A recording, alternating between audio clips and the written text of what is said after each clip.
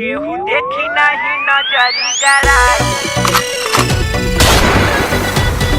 बाबुआ के आगे।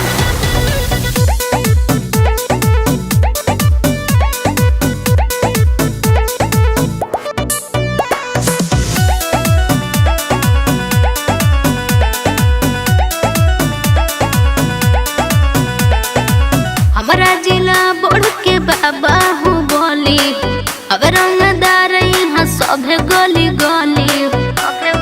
ए बाबू का बुझला? अरे बोला।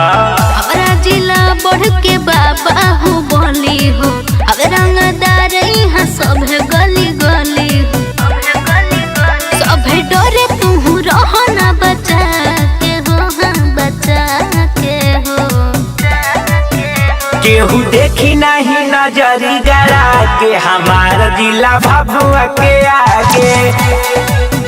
केहू देखी नहीं नजरी गड़ा के हमार जिला कायम के आगे। भभुआ के आगे, भभुआ के आगे।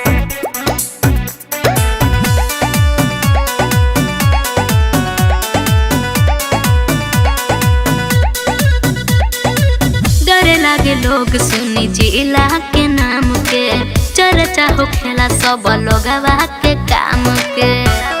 का बुझला? अरे खानदानी काम बा। जानेला सब यहाँ पाता बा लोग के, जे अझुराला यहाँ जाला हो भोग के। भूल जाए रंगदारी यहाँ आके हो, हाँ आके हो।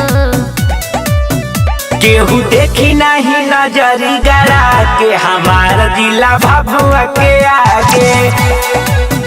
केहू देखी नहीं नजरी गड़ा के हमार जिला कायम के आगे।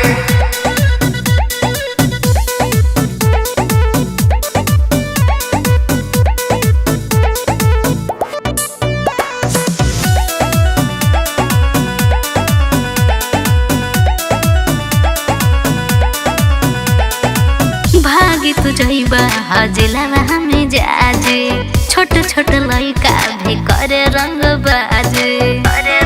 का हो? धमकी से डरी नहीं तू धमकाव, कबो कहाँ मिले के बा बताव।